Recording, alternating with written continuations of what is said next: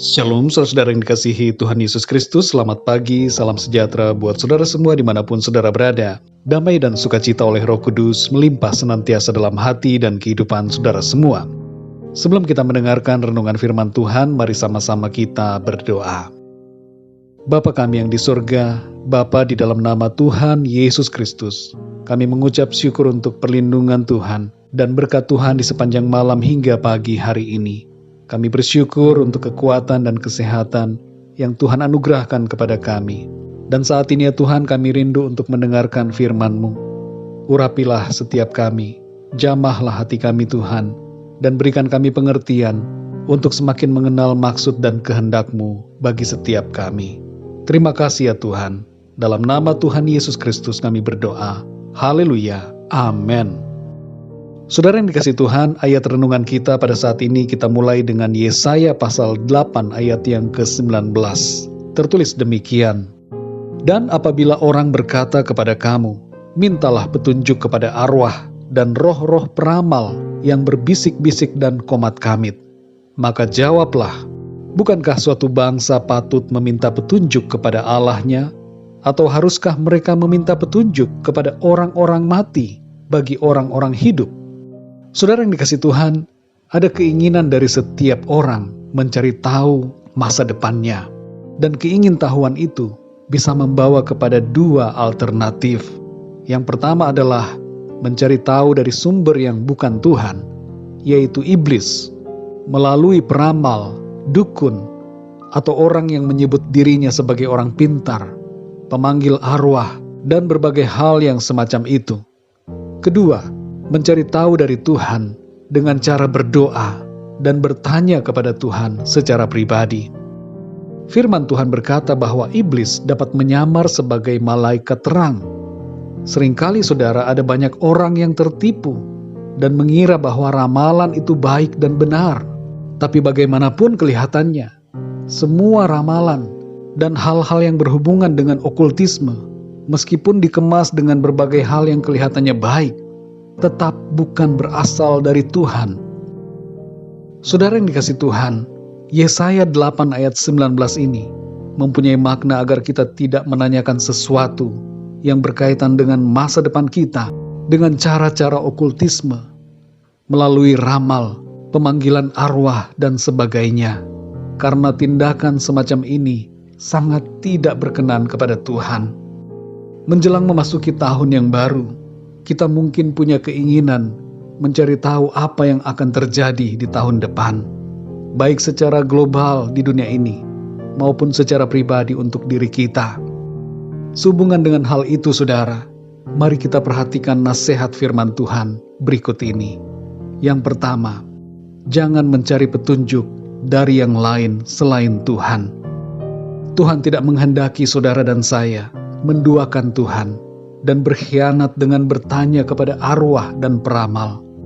Dalam Imamat 20 ayat yang ke-6 tertulis, orang yang berpaling kepada arwah atau kepada roh-roh peramal, yakni yang berzinah dengan bertanya kepada mereka, aku sendiri akan menentang orang itu dan melenyapkan dia dari tengah-tengah bangsanya.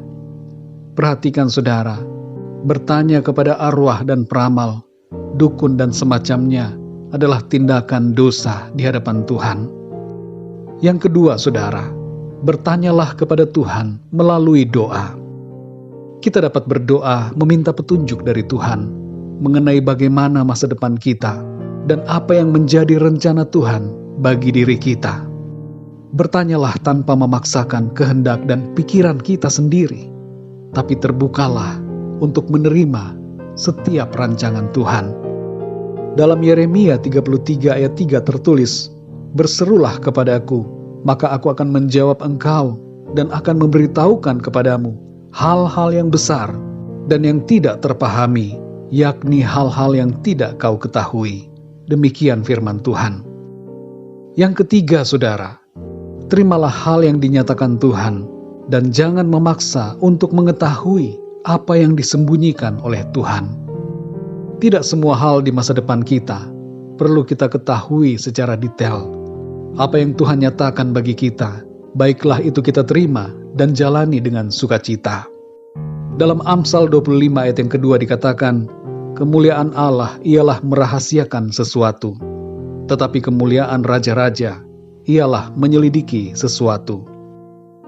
Saudara yang dikasih Tuhan, kalau seandainya kita sudah tahu persis apa yang akan terjadi dalam hidup kita di masa depan, maka kita tidak akan lagi membutuhkan iman. Tapi justru karena masa depan kita seringkali tidak kita ketahui secara detail, maka kita menjalani hidup ini dengan iman dan pengharapan kepada Tuhan. Saudara yang terkasih, pesan firman Tuhan hari ini adalah, mintalah petunjuk selalu kepada Tuhan melalui doa dan pembacaan firman Tuhan. Belajarlah untuk mengenal kehendak Tuhan melalui firman-Nya. Masa depan kita ada dalam tangan Tuhan. Roh Kudus akan memberikan hikmat dan marifat kepada kita. Ketahuilah satu hal saudara, Tuhan punya rancangan yang baik buat saudara dan saya, yaitu rancangan keselamatan dan kehidupan yang kekal bersama dengan Tuhan. Mari kita berdoa saudara. Bapa kami yang di surga, Bapa di dalam nama Tuhan Yesus Kristus, kami mengucap syukur untuk firman-Mu Tuhan, yang mengajarkan kami untuk senantiasa meminta petunjuk kepadamu Tuhan, melalui doa dan melalui pengenalan akan firman-Mu. Tolong kami Tuhan, supaya kami tidak condong untuk mencari tahu masa depan kami, melalui cara-cara yang tidak berkenan kepadamu.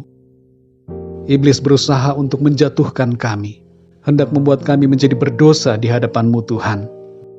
Tolong kami ya Tuhan, supaya kami selalu berpaut kepadamu, percaya dan mengandalkan Tuhan dalam hidup kami. Kami yakin Tuhan, hidup kami ini ada dalam rencana-Mu. Masa depan kami ada dalam tangan-Mu. Engkau punya rancangan yang baik, bukan rancangan kecelakaan, yaitu untuk memberikan kepada kami hari depan yang penuh dengan harapan.